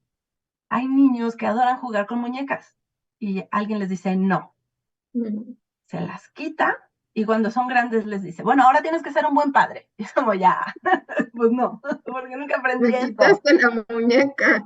A las niñas les quitan los carritos y entonces es como, ay, es que no te sabes estacionar. O, pues, ¿cómo voy a medir cuestiones temporospaciales? ¿No? Entonces, hay que dejarles. Entre más dura sea la cuestión de género que alguien le imponga a alguien, más restricciones y más sesgos va a tener. Las personas, muchas historias, por ejemplo, de personas trans, hablan de que a los 4 años ya sabían quiénes eran. Se ponían vestidos o se ponían diferentes ropas o se ponían diferentes tal, de acuerdo a la persona o a la expresión que querían tener. Y a partir de ahí empezaron a pensar quiénes eran. Entonces, creo que la libertad en el desarrollo de las infancias también es permitirles que tomen sus decisiones y piensen quiénes son. Aquí, por ejemplo, hay una anotación, hay todas las fiestas estas que hablan de qué género es, ¿no? Gender Reveal Party, son extremadamente transfobas. Es como, por favor, no lo hagan. Además de que hay un artículo divertidísimo y horrible que habla de que muchas de estas fiestas empiezan los incendios en California, que usan así cosas de colores y varias han empezado a incendiar cosas. Entonces, son sumamente transfobas. Aquí yo vi en un lugar de fiestas de estas cuestiones para ver si es azul o rosa. Tú no sabes quién es. O sea, ya le pusiste un nombre, esa ya atribución para mí ya es suficiente, ¿no? Igual ese nombre es generizado, pero la persona va a decidir quién es conforme vaya creciendo. Y a lo mejor puede crecer en un ambiente súper rígido y a los 40 decide que no es lo que había dicho, porque nunca tuvo espacio para poder generar decisiones. O a los 4 va generando sus propias decisiones, va hablando de su expresión, porque en un inicio va a hablar de cuál es su expresión de género, ¿no? Cómo le gusta verse, cómo le gusta que los demás, les demás le traten. Y luego la otra es, si ustedes revisan historias también de personas de la comunidad, una de las cosas que viven terrible también es su primer amor, ¿no? Es como me enamoré de mi mejor amiga. Y entonces fue terrible. Nunca se lo puede decir, nunca se lo puede decir a nadie. O sea, ¿qué necesidad de generar tanta violencia? No sé. Creo que también en cuestiones preventivas sería acercarse y empezar a ver quiénes son. Sí, yo tengo un caso muy cercano de una persona que conozco hace muchos años que bueno, tuvo, o sea, él se reconocía como parte de la comunidad LGBTIQ+, y fue enviado a un proceso de conversión, ¿no? Por su familia. Y justo decía, pues ahora mi papá se asusta, ¿no? Pero se rió mucho con mi primer show transvesti a los 3 años, ¿no? O sea, en ese momento yo ya le estaba diciendo hacia dónde iba, ¿no? Y le pareció muy simpático. Y ahora, 15 años después, ¿no? Me manda un tratamiento cuando, cuando hace 15 años lo disfrutó mucho, claro, ¿no? Pero porque, y creo que esto es un ejemplo de que no le damos, ¿no? Seriedad a las autodefiniciones de las personas en la niñez, ¿no? Como si el juego no fuera un acto serio, pues, ¿no? Que revela de una forma diferente a la razón de la adultez, etcétera, pues la propia identidad. O sea, él a sus 3 años estaba haciendo un show transvesti, diciéndoles quiénes eran a través de un juego que no fue leído por su familia correctamente, ¿no? O sí, ¿no? Pero no quisieron tomarlo en serio. Ahora, esto que hablas como las terapias de conversión, en Puebla y en otros estados, en México, está prohibido y está penalizado por la ley. ¿No? No hay ningún psicólogo, psicóloga que pueda hacer esto. Cualquier tipo de centro está prohibido y penalizado, y alguien que lleve a alguien o que someta a alguien a una terapia de conversión, que ahora en realidad no son terapias de conversión, nunca debieron de haberse llamado así, se llaman ECOSIG y son esfuerzos para corregir la orientación sexual y de género. Todos estos esfuerzos son denunciables y la persona puede ir a la cárcel, puede tener severas multas, porque en general lo que hacen son procesos de tortura. Rompen al sujeto, ¿no? Le generan diferentes tipos de tortura, puede ser física, inclusive hay centros donde les violan, inclusive violaciones multitudinarias, ¿no? En esta idea de corregir la cuestión de identidad de género. Es totalmente penada por la ley y es un delito hacerla, pedirla, solicitarla y llevar a alguien. Y además deja como severas secuelas. Sí. Y bueno, no, nada más como para cerrar, ¿no? Creo que has ahorita mismo dicho una palabra muy importante que es corregir, ¿no? Corregir cómo hablamos, cómo nos expresamos, corregir todo, ¿no? Entonces, como a modo de cierre, ¿cuál sería tu receta anticorrección? Yo creo que hay que reconocer en esta idea de vivir en la tierra con otros las violencias que nosotros ejercemos. Yo creo que hay que reconocer qué violencias ejercemos. Venimos de una sociedad machista, misógina, sexista y con todas las falsas fobias, ¿no? O sea, falsas fobias en el sentido de que son fobias sociales, no es que te den miedo a alguien, ¿no? No, transfoba, homófoba, lesbofa, ¿no? Lesbófoba. O sea, no es que alguien te dé miedo, es que hay una fobia social que viene de una cuestión patriarcal y que en realidad es una conducta de odio hacia personas y prácticas. Entonces yo creo que la idea sería un poco reconocer nuestras violencias y pensar que en qué formas estamos violentando a quienes o quienes nos están violentando de determinada manera, que estamos generando incomodidad, que estamos generando diferentes tipos de cuestiones que después a nosotros nos va a tocar corregir, pero no se trata de tener más chamba. O sea, se trata de contribuir a que las relaciones se den de mejor manera, a que no la gente se genere de formas saludables. Y esto no siempre es dentro de sistemas. Y por supuesto no es dentro del heteropatriarcado. Y bueno, llegó una pregunta que ahorita en este momento que me va a dar la conexión con la otra. ¿Cuál sería para ti la forma de encontrar equilibrio entre educar y protagonizar? ¿Qué sería protagonizar? ¿Cómo entienden protagonizar? Educar y protagonizar.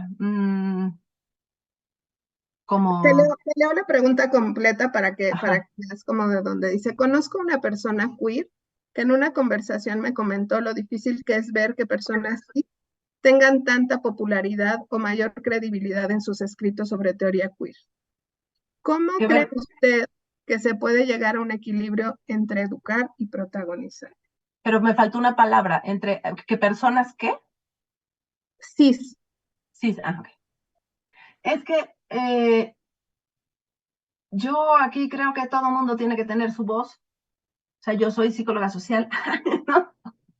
Pero hay muchas otras personas que deberían de tener diferentes foros para hablar y creo que en este sentido la cátedra va a dar como un abanico. Yo me posiciono como feminista, ¿no?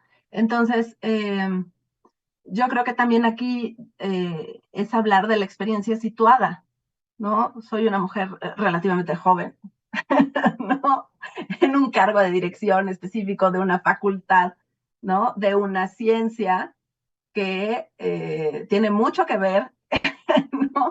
En toda la transfobia, ¿no? Y en todas las formas específicas o conductas de odio que socialmente se han generado a lo largo del tiempo. Entonces, por ejemplo, en ese sentido, eh, pues vamos un poco contra la psicopatía sexualis, ¿no? Que era este libro de 1800 que hablaba de las conductas y que hablaba de las patologías, que inclusive tenía un eje donde todos estaban, ¿no? Entonces estaban pedófilos, estaban necrófilos, estaban homosexuales, estaban psicópatas, y era como, ¿por qué están todos estos juntos? No, nada tenía que ver. Entonces, un poco creo que la diferencia entre generar formas de educación o generar cuestiones de protagonismo es la capacidad de posicionarte desde dónde estás hablando, cuál es tu parte en esta lucha, cuál es tu responsabilidad desde la ciencia en la que estás adscrito, desde la condición de género que se está viendo en esta cámara, desde tus propias prácticas, desde las violencias que generas y cómo puedes contribuir a generar un mundo mejor desde quién eres y desde dónde estás. Porque no puedes hablar por otras personas. Yo puedo hablar por una cantidad de teóricas impresionantes que han escrito diferentes tipos de libros y por, no sé, algunos testimonios, cosas que puedo leer, recopilar, hablar, ¿no? Pero no, pero ese es mi lugar de enunciación. Entonces alguien más tendrá otro lugar de enunciación. Entonces creo que ahí va la diferencia, la capacidad Y de bueno, posicionarse. y justo como decías, ¿no? O sea, ahí en la ventaja de este ejercicio institucional, de este esfuerzo institucional, es que la cátedra dé voz a muchas posturas, ¿no? Para hablar de las relaciones de género, para que el vacío en nuestra experiencia desde donde estamos posicionadas, pues no es que se vaya llenando, ¿no? Sino vayamos ubicándonos para poder entender por qué las personas, otras, ¿no? Se mueven como se mueven. En Facebook, Ana, tienes muchas felicitaciones, ¿no? Te agradezco Ah, mucho. Creo que es muy importante arriesgarse a hablar de estas cosas porque tenemos una comunidad que es muy diversa en muchas maneras y que esperamos que de alguna u otra manera puedan verse, ¿no? En las cosas que hablaremos. Algún día platicábamos, ¿no?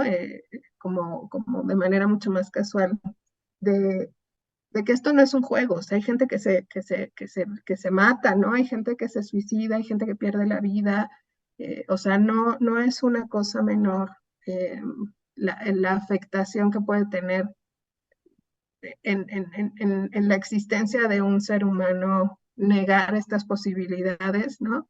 Entonces creo que es muy importante incluso como un ejercicio de solidaridad, ¿no? Para entre todas las personas cuidarnos, ¿no? Y cuidar que nadie sea violentada por ninguna de sus circunstancias, ¿no?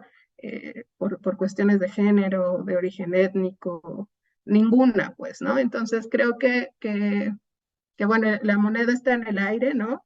Te agradecemos mucho de verdad, Ana, haber dedicado tu tiempo y a esta hora, ¿no?